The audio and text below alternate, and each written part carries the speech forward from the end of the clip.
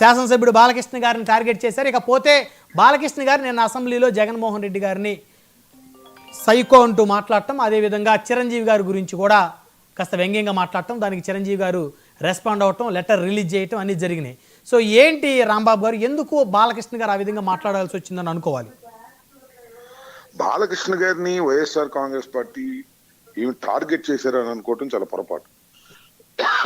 వాస్తవానికి బాలయ్య గారు కానీ కామినేని శ్రీనివాస్ గారు కానీ నిన్న శాసనసభలో మాట్లాడినటువంటి తీరు చాలా అర్ధరహితమైనటువంటి తీరు, అసందర్భమైంది కూడా.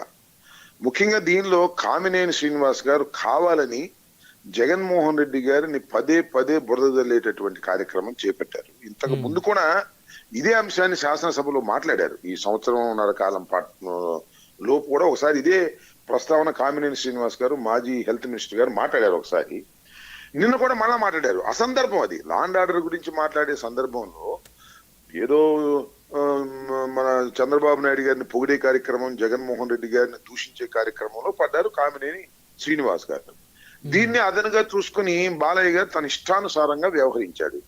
ఆయన మాట్లాడినటువంటి తీరు గాని, ఆ బాడీ లాంగ్వేజ్ గాని, ఆయన మాట్లాడుతున్నటువంటి విధానం గాని చాలా అగ్లీగా ఉంది. ఇప్పుడు అదేదో అభ్యంతరకరంగా ఉండవే కాదు, అగ్లీగా ఉంది. ఎవరు అడిగినా సరే, ఈవెన్ తెలుగుదేశం శాసనసభ్యులు కానీ, బాలయ్య గారిని ప్రేమించేటటువంటి వ్యక్తులు కానీ, బాలయ్య గారిని అభిమానించే వ్యక్తులు కానీ బహిరంగంగా సమర్థించలేనటువంటి పద్ధతుల్లో నందమూరి బాలకృష్ణ గారు బిహేవ్ చేశారు.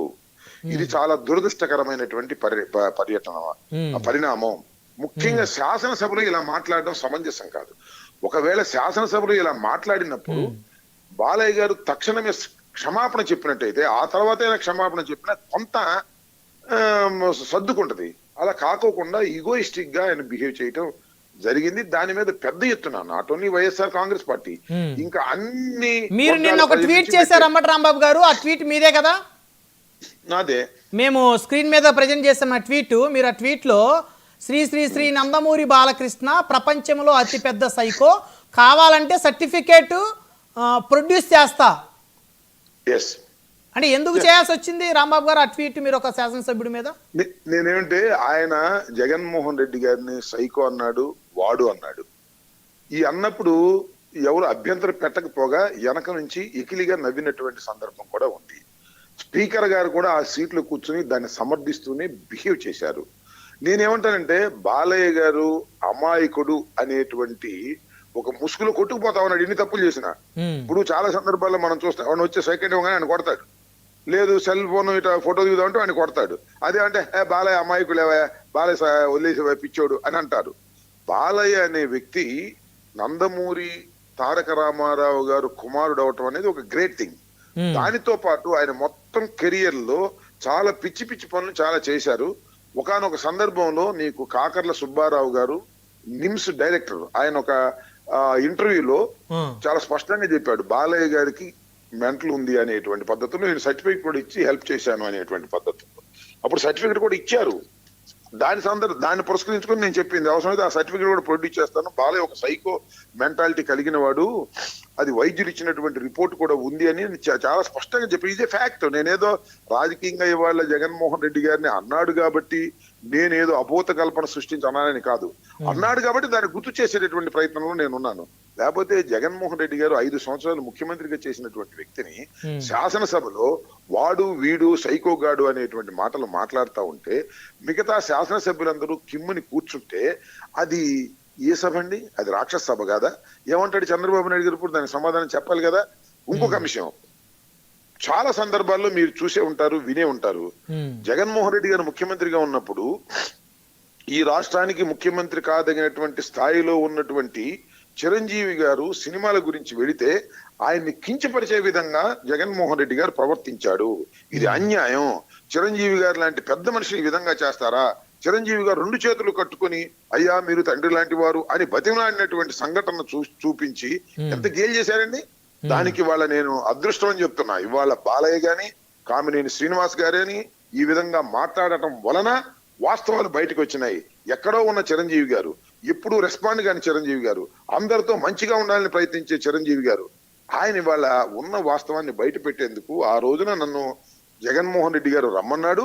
నేను 5గురే రండి, ఇవాళ కోవిడ్ ఉంది అని అంటే, లేదు లేదు 10 మందిని తీసుకొస్తానంటే సరే రండి అన్నాడు. అప్పుడు బాలయ్య కూడా కబుర్ చేశాము. బాలయ్య అందుబాటులో రాలేదు. ఒక విధంగా చెప్పండి, నాకు అర్థం బాలయ్య అవాయిడెడ్ దట్. అయినా కూడా చిరంజీవి గారు అందరిని తీసుకువెళ్తే మమ్మల్ని సాధారణంగా ఆహ్వానించాడు. మేము దేనికోసం అయితే వెళ్ళారో దానికోసం రిలీఫ్ కూడా ఇచ్చాడు అని చెప్తే సిగ్గుపడారు. ఇవాళ ఇన్నాళ్ళ నుంచి ప్రచారం చేసినటువంటి వ్యక్తులు ఉన్నారు రాజకీయంగా జగన్మోహన్ రెడ్డి గారి మీద, వాళ్ళందరూ సిగ్గుపడే విధంగా ఇవాళ మన చిరంజీవి గారు వాస్తవాలు బయటికి తీసుకొచ్చాడు. వాస్తవం ఏంటంటే ఇవాళ ఇలా ఈ సంఘటన జరగబట్టే ఆ రోజు చిరంజీవి గారిని జగన్మోహన్ రెడ్డి గారు అగౌరవపరచలేదనేటువంటి ఒక వాస్తవాన్ని వెలుగులోకి వచ్చింది. మొన్నటిదాకా అపవాదు వేసి నడిపారు.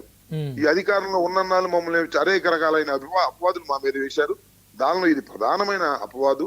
ఎందుకంటే చిరంజీవి గారు ఇది లెజెండ్ పర్సనాలిటీ.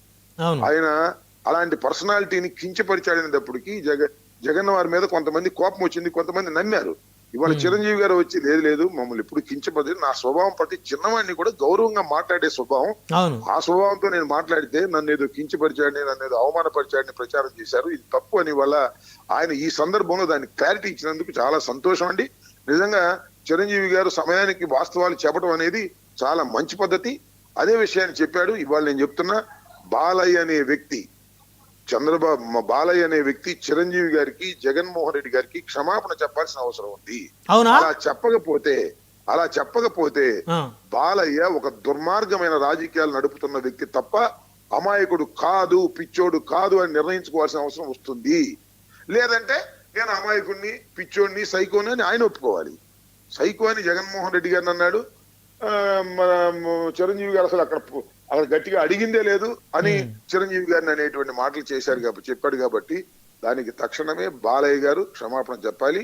చెప్పకపోతే ఆయన దీనికి మూల్యం చెల్లించక తప్పదు. ఆయన కాదు, ఆయన అల్లుడు చెల్లించాలి, అలా బావ చెల్లించాల్సిన పరిస్థితి ఏర్పడింది. ఇది ఒక దురదృష్టకరమైనటువంటి సంఘటన.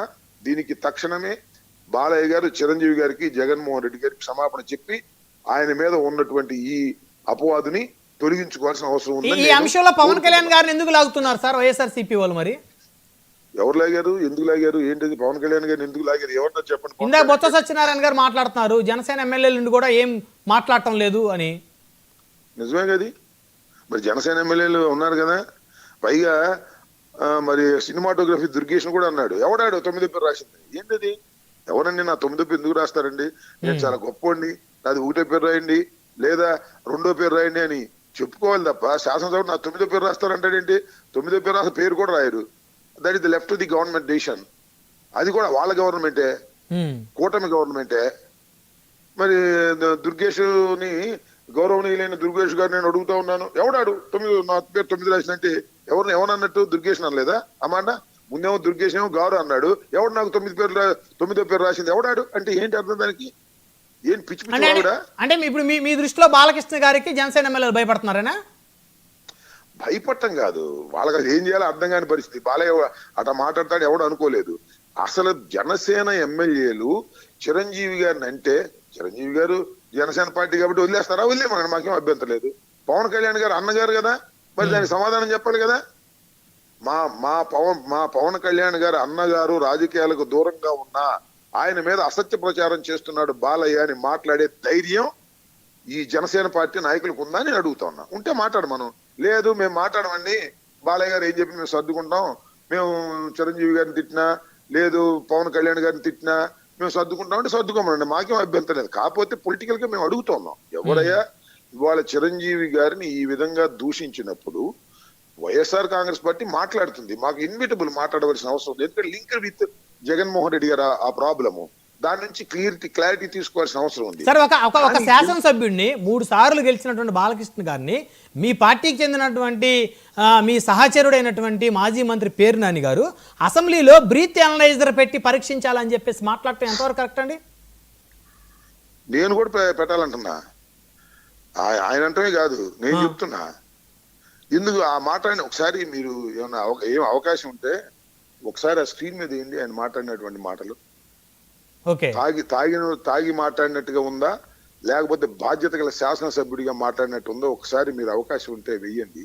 ఆ బాడీ లాంగ్వేజ్ ఏంటి, ఆయన మాట్లాడిన తీరేంటి, ఎవరికైనా అనుమానం వస్తుంది. బయటికి చెప్పలేకపోవచ్చు తప్ప ఎవరికైనా ఏం తప్ప ఈ బాలకృష్ణ తాగి వచ్చాడా, ఎందుకు వచ్చాడు, ఏం మాట్లాడుతున్నాడు, అది అనేటువంటి మాట. దానిలో మంత్రులు ఉన్నారు, సీనియర్స్ ఉన్నారు, పెద్దవాళ్ళు ఉన్నారు, శాసనసభ్యులు ఉన్నారు.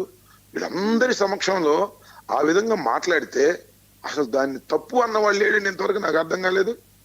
సో బ్రీత్ ఎనలైజర్ పెట్టి ఖచ్చితంగా టెస్ట్ చేయాలనేటువంటి మాటని సమర్థనీయమైన మాట. బాలకృష్ణ గారు అక్కడ లిక్కర్ సేవించి వచ్చినటువంటి విధానంగా ఉన్నది. తాగలేదో మనకు తెలియదు, లేకపోతే రాత్రి తాగింది దిగలేదేమో మనకు తెలియదు. రాత్రి 3 గంటలకు తాగాడేమో ఫుల్, అది దిగి ఉండకపోవచ్చు. అంతే తప్ప దానిలో ఏమీ సందేహం లేదు. ఈ ఆరోపణలో వాస్తవానికి దగ్గరగా ఉన్నాయి. వాస్తవం కదా భగవంతుడు తెలియాలి, ఆయన తెలియాలి, లేదా బ్రీత్ ఎనలైజర్ పెడితే వాళ్ళకి తెలియాలి. ఒక తాగిన వ్యక్తి శాసనసభకు వచ్చి శాసనసభలో మాజీ ముఖ్యమంత్రిని, ఒక పార్టీ అధినేతని వాడు వీడు సైకో అని మాట్లాడుతుంటే పక్కన ఉన్న వాళ్ళు నవ్వుకునే పరిస్థితి ఉంటే అది ఏ సభ? అది రాక్షస సభ, శాసనసభ? చెప్పమని నేను అడుగుతా ఉన్నా. నేను అడుగుతుంది చంద్రబాబు నాయుడు గారిని అడుగుతున్నా, చెప్పండి దీనికి సమాధానం. ఓకే.